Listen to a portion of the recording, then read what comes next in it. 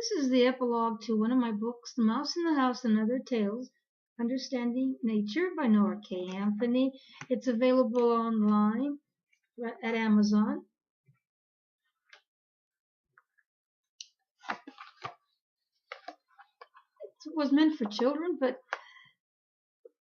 the intent and the expression perhaps should be explained to parents who might wish to buy the book and to read these stories and the poetry and to understand my perspective and how I come to these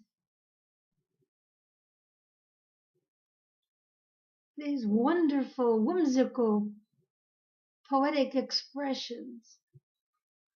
This is for those who have gotten past the clumsy nature poems and tales and real life experiences that I have painstakingly tried to recreate to be read to children undergoing stress or simply interested in what makes nature and the natural processes of life and death inexplicable. What follows is perhaps a less clumsy effort to explain romance in an idealized nature. A romantic lyric is the attempt to capture an idealized vision of nature. The language is melodious, the image is clear, the intent open to debate. The romantic lyric did not try to improve on nature, but to pierce to that part of nature that affects our soul. It seems an almost visionary, idealistic process. According to Coleridge, the poet allows himself to be a type of receptor. The vision comes and the poet records it. The form is organic and develops naturally, for nature imprints in everything its proper shape and form. This organic principle implies that each word grows naturally towards the line, the stanza, the completed poem. The poem becomes an almost living entity. According to F.O. Matheson, Emerson attempted to emulate this organic principle in his poetry. Blake's The Book of Thel and John Keats's Ode on a Grecian Urn, I think, illustrate this romantic vision most clearly. Blake's mythology is uniquely his own. His poetry creates a visual musical tapestry. Thel is one of the daughters of Albion, lives in the Vales of Har, which is in Beulah land. Beulah is neither Eden nor earth, but a sort of resting place. Thel cries because she cannot, it seems, participate in the pleasures that her sisters take. Thel seeks to come into generation. Blake uses symbols like the clod of earth, the lily, the worm, the cloud, to lead us to Thel's dilemma. She fears to accept sexual maturity and doubts the purpose of her existence.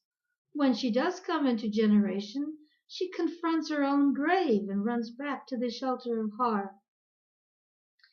Thel, according to many critics, is a spiritual failure, but the poem itself can be interpreted on many levels. Thel can also be seen as the church waiting to be married to Christ. Thel comes into generation completely aware of what she has left behind. She does not find the New Jerusalem. Rather, she confronts her own grave in its decay. The clod of earth, the worm, the lily, the cloud promise purpose and sensual pleasure, but the only reward that she can see is her own physical decay. For Blake, as I think for many romantics, nature is not so idyllic or friendly to man. Nature is a veil we must tear down in order to have complete vision. In Keats's Ode on a Grecian Urn, life forms are frozen forever on an urn.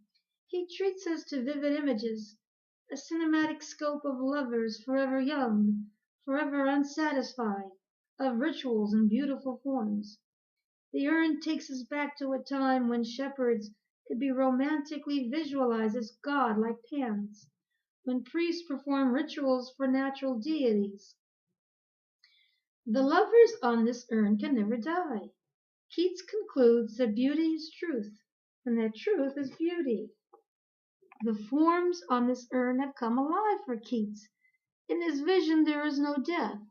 It appears to be an almost Platonic realization. Keats's poetry in Endymion, Ode on Melancholy, Ode to Autumn, Hyperion, seem to be romantically searching for some sort of reconciliation between life, love, and death. Keats's main fear is that he is not good enough for poet to transcend nature.